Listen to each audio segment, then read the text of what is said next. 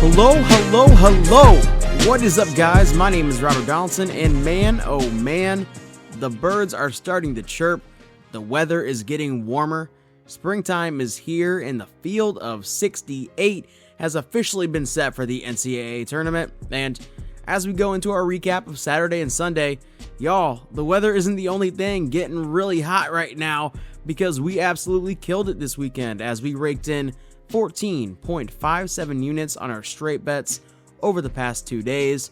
Now, that said, we did have some future bets go up in flames, unfortunately, and definitely a substantial loss there. And those are going to happen. If we could have flipped UAB or Riverside or one of those other futures, just one, we would have finished in the green on these. So just something to keep in mind there as we move in to the NCAA tournament officially. And regardless, we still finished up on the week 9.9 units, which means that we've officially finished in the green in 13 of the last 15 weeks over here on YouTube. And you can't make it up. Everything over here is obviously documented and it's fully transparent as well. And this series only started on November 28th of 2022. And to put what we've done into perspective, since the inception of this series, if you are a $5 per unit bettor, you've made $1,093.50. For $10 per unit, you made $2,187 on the dot. For $25 per unit, $5,467.50, and so on and so forth. And this is a great reminder that yes, this is a viable side hustle or a full-time job if you do in fact put the time in. And as we head into this exciting time to bet on college basketball, remember to stay disciplined, stay consistent, and pick a comfortable amount for your bet sizing as well. That said, we are going to be laying out our bets for the first round in this video, also with the play-in games, obviously. And the field of 64 hasn't officially been set because we still need to see those play-in games transpire, but I will be posting those bets either over here on YouTube or on my Twitter at RobDFB once those matchups have been officially set. So keep an eye out for those as well. That said, we've got a big video here, so let's jump right into these picks. Alright, for our first wave of picks, we are eyeing the first four, which plays through Tuesday and Wednesday. And for our first bet, we are going to be taking a look at the matchup between Nevada and Arizona State. And the volatility of the Sun Devils team scares me, but I think Nevada is the much better team here regardless. So let's take Nevada here on the money line for 2 units for our first bet of the tournament. For our second bet, we are taking a look at the matchup between Pitt and Mississippi State. And I do think Mississippi State has a good defense, but their woes from the free throw line and their scoring droughts are eventually going to bite them. So let's take Pitt here, getting the 2 points for 2 units. And for an additional unit, let's also sprinkle on the money line here as well. For pick number 3, we are eyeing the Fairleigh Dickinson Texas Southern matchup, and Texas Southern has been rock solid the past few weeks. And with this being Tobin Anderson's first year as a head coach at the Division I level, I think this will be a good learning experience for him, but I do not think they win this game. So let's take Southern here, laying the 2.5 points for 4 units for our third bet of the tournament. For pick number 4, we are taking a look at a matchup between Corpus Christi and Southeast Missouri State. And this Corpus Christi team can seriously play, and I think their guards are potentially going to be able to score at will in this game. So let's lay the 3.5 points for 4 units for our fourth play of the tournament. For pick number 5, we are heading over to day 1 of the tournament on Thursday, where we have 4-seed Virginia going up against 13-seed Furman. And Furman is sure to be a public favorite, but I think this Virginia team has the experience, the coaching, and the guards to get this one done in convincing fashion. So let's lay the 5 points here with Virginia for 2 units for our 5th bet of the tournament. For pick number 6, we are taking a look at a 2-15 matchup between Princeton and Arizona, and this Arizona team has looked very susceptible as of late, and they are coming off the heels of an emotional high after winning the Pac-12 championship game, and I think we could see a big upset here. So let's take the 14.5 points with Princeton for 2 units, and for an extra half unit, let's also sprinkle the money line here as well. For pick number 7, we are eyeing a 8-9 matchup between Arkansas and Illinois, and I think Illinois has the experience, the talent, and the coaching to make a run. So let's take the 3 points here with Illinois for 2 units. And for an extra unit, let's also sprinkle the money line here as well.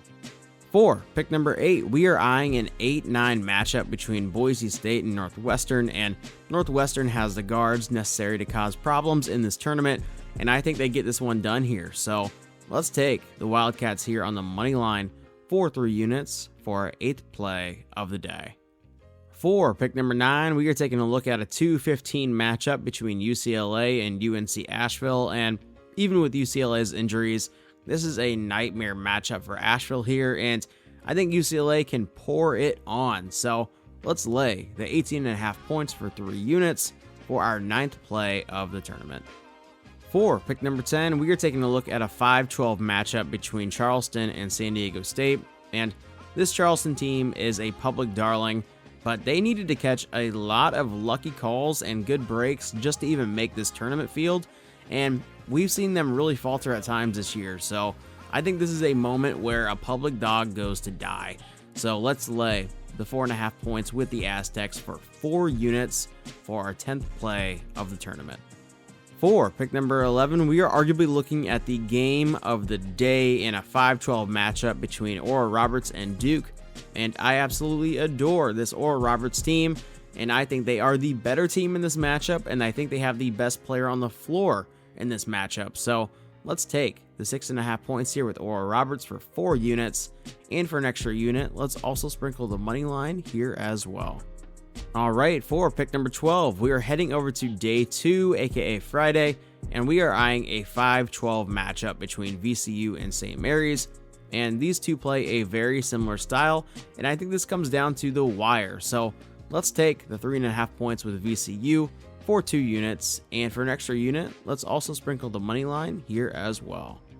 4, pick number 13, we are taking a look at an 8-9 matchup between Memphis and Florida Atlantic, and unfortunately for FAU, they just got absolutely underseeded in this matchup and set up to fail against a really talented Memphis team, and I do think Memphis gets it done here. So let's lay the 2.5 points for 2 units, and for an extra unit, let's also eat a little bit of juice and take them on the money line here as well.